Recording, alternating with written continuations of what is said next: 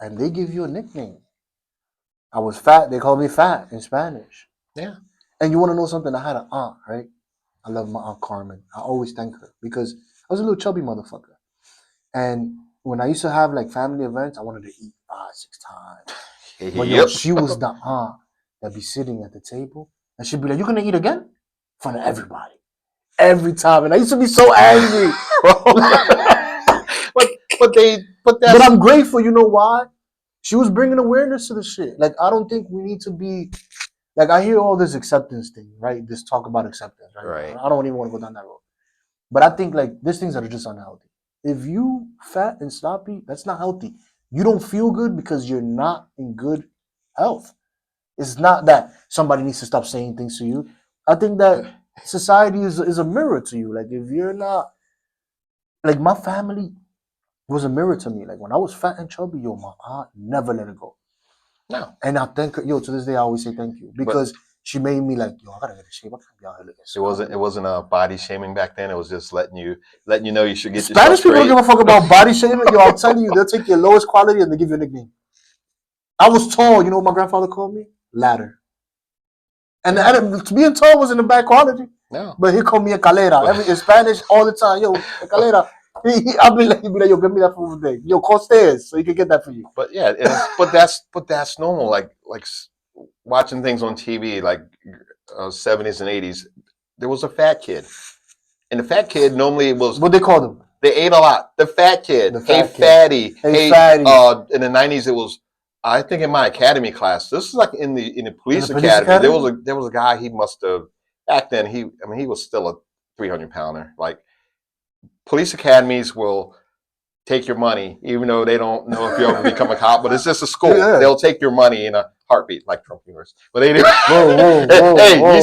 you fired first. But anyway, but yeah, no, it's just. But I remember the instructor because he was so out of shape, and it kind of. The instructor? No, well, the instructor wasn't. I mean, this guy. This guy I'm telling you about. Because when he fell behind in the run, we had to do push-ups until he caught up, kind of thing. No, it was kind of a systematic thing to make us hate him, but. That was back in the time where the movie Free Willy came out. Have you ever seen Full Metal Jacket? It was something like that. Oh yeah, he killed himself after. Yeah. And this was like the 90s. This is extreme. But the instructor was calling him Free Willy. Fat fuck. Yeah, remember the movie that came out. They just called him a whale. Come on, Willy, catch up. Oh shit.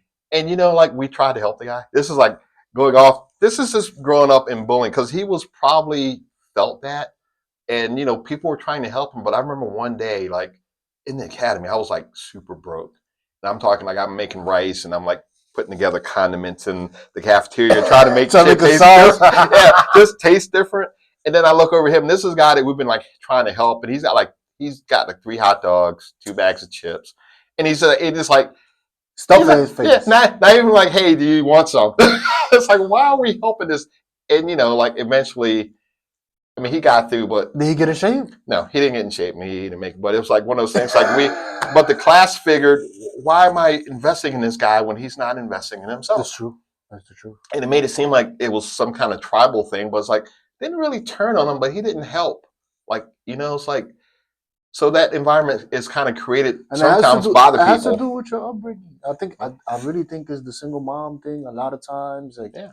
Because men are the one that'll be get the fuck up. Well, your inclination was wanting to help that guy. And then when you see that, okay, well, he's not appreciative at all. That's just kind of different. Then he was still... because he wasn't giving you one of the hot dogs? He wasn't appreciative to you? That was one reason.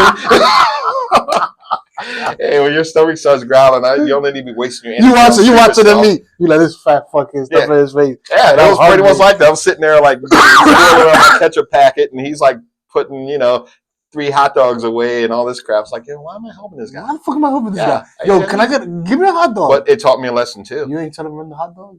No, but it taught me a lesson. Take care of yourself first. Always. Take care of yourself first. Don't get too wrapped up. And that helped me buckle down on the shit I was doing because I didn't have time to be pissed off at him. I'm he's taking up a lot of my time. Yeah.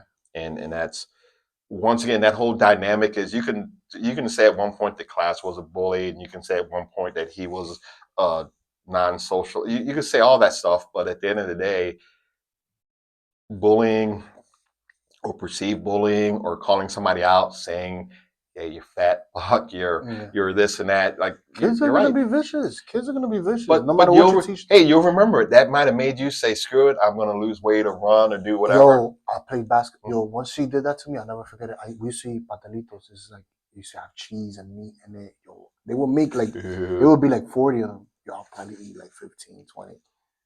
And she'd be like, "You gonna eat another one?" Like, she'd look at me. We could all be in the living room. You know how kids all play in the living room? Right. One more thing. Yo, we all was in the living room. The kitchen, we had to walk to it. And if she see me get up to go to the kitchen, "You gonna eat another one?" That's why you that way. That's what she called me. Yo, and I used to be like, "Oh my God." Like, Hey, that's awesome. But guess what? kept me in shape, kept me focused. I kept going. I think my mom gave me some good upbringing because my mom raised me by herself, but my mom was a tough mom. She was like a dude. So it wasn't like my mom wasn't like, "Oh, my You didn't get baby." coddled, and she didn't go yell at Yo, my her mom was like, sister. "Go Don't get talk to my son that way. go get your Blah shit blah together." blah. She said, "Be like, you gotta go figure it out." And like, I think that's what this society needs. They need to go and figure it out because they got what they call it. They've been coddled to death. Yeah, I think we had summed up a lot on that, and Yeah. we will come back to finish up the. I think by the time we come back, there'll be more on the boat issue. There'll Let's be see. more on the Diddy issue, and of Man, course, Diddy. bullying will be around until the sun goes Nah, Diddy will forever extinct. be So around. They'll be smacking kids forever. yeah, and as well they should. And I'll leave it at that. Thank you, Santiago Brito. Thank you for Appreciate you having showing me. up. Thank you Thanks for everybody for having me. listening, and we'll see you next time. They deserve what they get. All right.